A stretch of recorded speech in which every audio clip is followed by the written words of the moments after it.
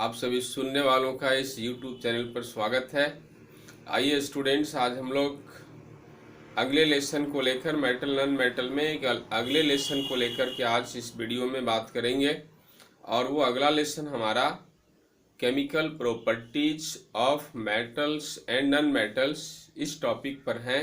और हम लोगों ने ये क्लियर कर लिया है कि मेटल एंड नॉन मेटल दोनों ऑक्सीजन के साथ किस तरह रिएक्ट होते हैं, ऑक्सीजन गैस के साथ रिएक्ट होकर के अपना कौन सा गुण प्रदर्शित करते हैं, वो ये हमें पता चल चुका है ऑलरेडी।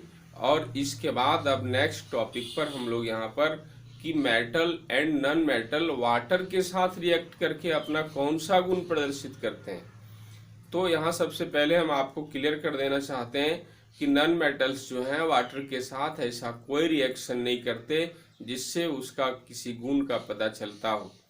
तो यहाँ पर क्लियरली ये बात स्पष्ट है कि नॉन मेटल वाटर के साथ अपना कोई भी केमिकल प्रॉपर्टी शो नहीं करते, कोई रिएक्शन नहीं करते।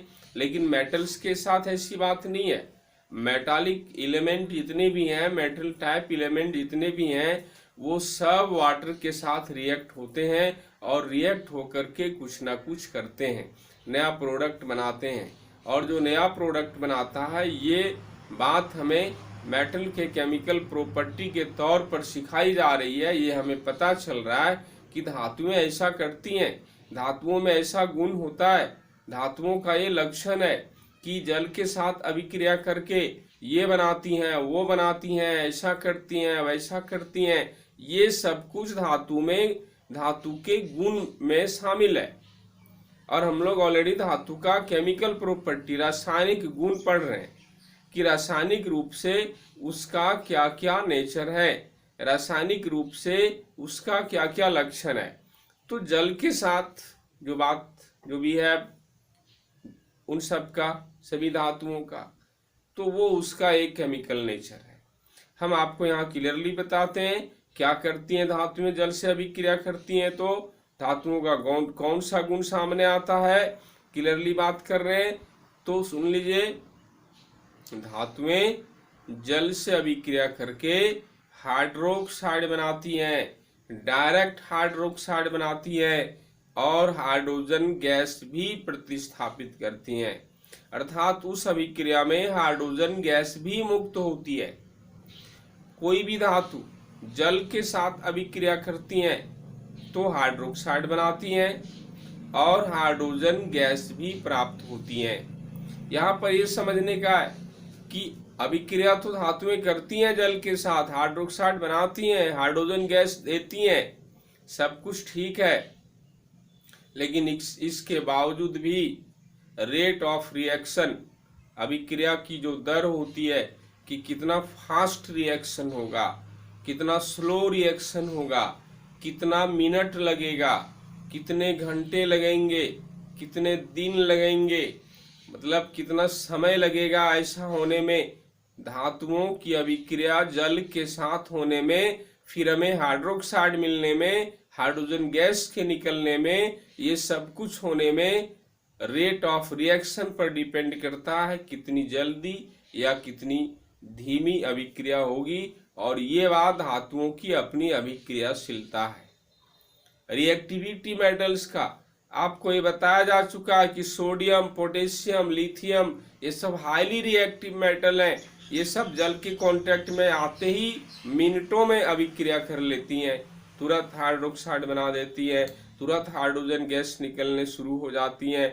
वहीं पर जिंक है, एल्यूमिनियम है, मैग्नीशियम है, ये सब का बहुत स्लो रिएक्शन होता है, स्लो रिएक्शन। और धातु में ऐसी होती है कि सामान्य ताप पर तो रिएक्शन और भी स्लो होता है। रेट ऑफ रिएक्शन को यदि बढ़ाना हो, यहाँ भी मेटल और वाटर के बीच रेट ऑफ रिएक्शन को बढ़ाना हो तो टेम्परेचर का हेल्प लेंगे, टेम्परेचर बढ़ाएंगे। क्योंकि एक सबको पता है कि टेम्परेचर एक ऐसा फैक्टर है जो रेट ऑफ रिएक्शन को इफेक्टिव करता है। और फैक्टर्स हैं, अभिक्रिया की दर को प्रभावित करने वाले कारकों में और कारकों का नाम आता है, उसमें से टेम्परेचर का भी नाम आता है।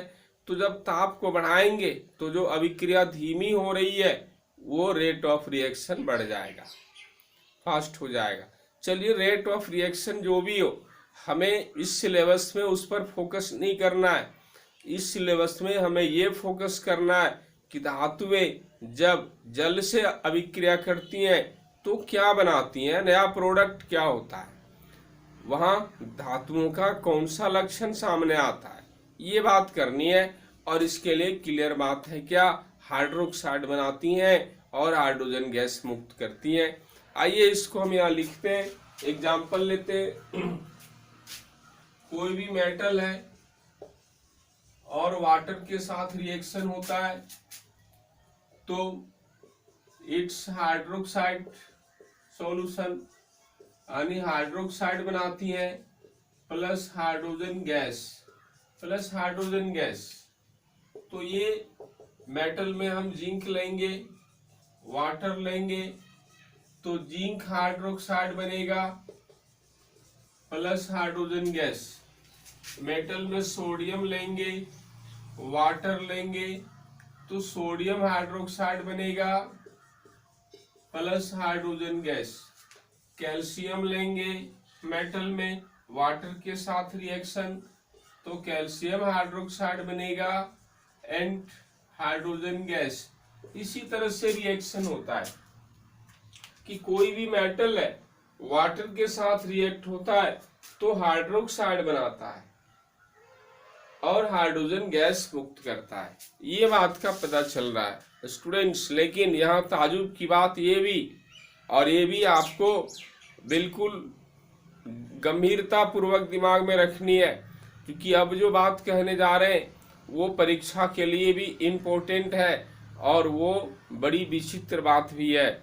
क्या विचित्र बात है, ये तो अभी हम लोगों ने सुन लिया, सीख लिया कि धातुएं जल से अभिक्रिया करती हैं, हाइड्रोक्साइड बनाती हैं, हाइड्रोजन गैस भी प्रदान करती हैं।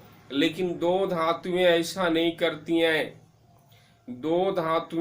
नहीं करती हैं। सबसे पहले तो वो दो धातुएं जल से अभिक्रिया, ठंडे जल से अभिक्रिया नहीं करती हैं, गर्म जल से अभिक्रिया करती हैं। और गर्म जल में तो वेपर होता है, वेपर की वजह से पानी गर्म है। उस वेपर को हम वहां देख सकें या नहीं, या वेपर निकलते हुए देखें या नहीं, लेकिन उंगली डाल के देख रहे हैं और हमें गर्म महसूस हो रहा है, मीन्स उसका टेम्परेचर एटमॉस्फेरिक टेम्परेचर से ज़्यादा है, हमारे बॉडी के टेम्परेचर से ज़्यादा है, तभी वो हमें फील हुआ वो एक्स्ट्रा टेम्परेचर। तो वो एक्स्ट्रा टेम्परेचर वहाँ हीट है, उसकी वजह से टेम्परेचर की क्वांटिटी जो भी है वो हीट की वजह से है, वहाँ हीट है इसी वजह से। और हीट को कैरी कौन कर रहा है, हीट वहाँ किसके साथ है, पानी के साथ नहीं होता, वेपर के साथ होता है। तो वहाँ वेपर है जिसके साथ हीट है, और वही हीट को हम महसूस कर रहे हैं एज टेम्परेचर। वेपर वो हमें दिखे या नहीं दिखे, निकलते हुए दिखे या नहीं दिखे, बट वेपर है। मेरा कहने का ये मतलब है कि दो धातुएं गर्म पानी से अभिक्रिया करती हैं, मीन्स वहाँ जो वेपर होता है उससे अभिक्रिया करती हैं। और विचित्र बात ये है, वेपर भी तो ऑलरेडी वाटर ही है, केवल स्टेट चेंज है। वाटर जनरली लिक्विड स्टेट है, वेपर गैसियस स्टेट है, बट दोनों केमिकली सेम है, दोनों केमिकली वाटर है, H2O। स्टेट केवल डिफरेंट है, अवस्था अलग है उसकी। लेकिन विचित्र बात ये कि वो दो धातुएं भाप के साथ अभिक्रिया करके सबकी तरह हाइड्रोक्साइड नहीं बनाती हैं, ऑक्साइड बनाती हैं और हाइड्रोजन गैस प्रतिस्थापित करती हैं। तो ऑक्साइड बनाती हैं जो ये दो धातुएं क्या क्या है, कौन कौन है, तो बहुत फेमस नाम है, आयरन एंड एल्यूमिनियम।